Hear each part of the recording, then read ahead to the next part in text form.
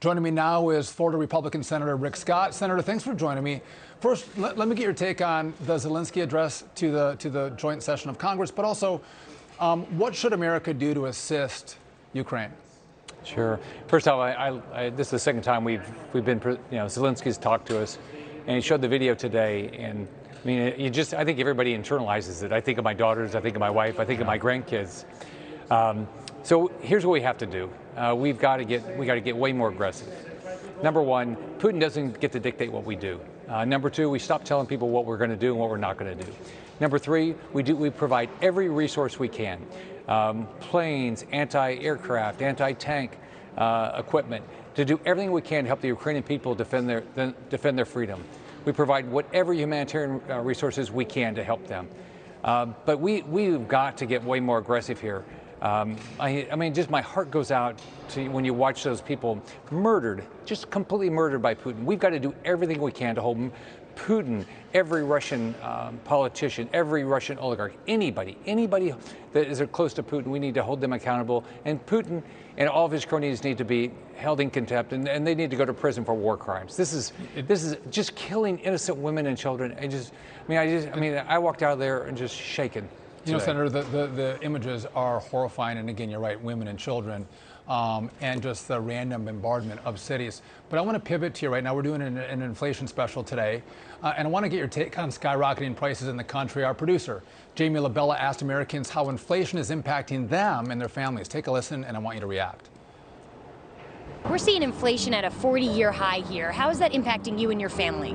Well, I mean, you're going to the store, you're going to the supermarket, things are almost double the price. So it's getting a lot more difficult to get cars for people that I know are trying to get cars. So it's a lot more. It's definitely impacting us. I live in the South, and even though we normally have pretty good fuel pricing down there, it's horrible right now. Everything is more, 100%. What was $1 is now $2, or $1.50. It's never less. Everything's more expensive, you know. Energy costs are up a lot. That's probably the most impactful for us. What do you think we need to do to turn this around?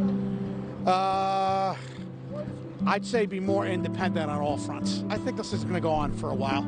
I think energy independence has a lot to do with it. Right now it's pretty tight, so we have to adjust the way any family needs to at this time. I was actually talking to my manager where I work and how that may possibly impact transportation prices for tickets, bus fare, the train, if the war continues to go on for a long duration of time, which I hope it doesn't.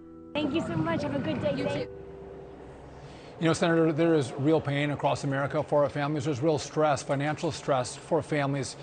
But, you know, for you, before you were a governor, before you were a senator, you actually bought businesses and turned them around. You made them actually work. So if you took that philosophy and applied it to the American government, how, if you're the all powers that be, Rick Scott could do it, how do you turn this thing around? What do we do? Sure. First, I was born to a single mom. I remember living in public housing. I remember my mom struggling to put food on the table. I remember she turned the heat off late in the day because she couldn't afford it at night. That's going on across this country, and things like that are happening in my state. Here's what you have to do. You've got to get competition going.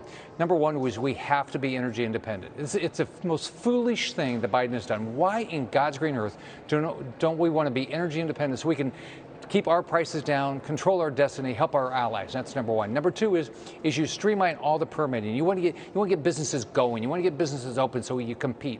Prices come down when people can compete. Next, you've got to reduce the regulations. There's a lot of regulations we don't need. It's slowing businesses down.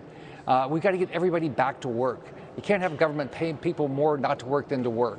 So you do all those things, and what's going to happen is people are going to get back to work.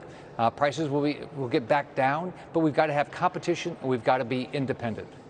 Senator, a lot of common sense flowing out of Florida. Thanks for joining me tonight. I appreciate it. All right, see you, Sean. Have a good day. All right.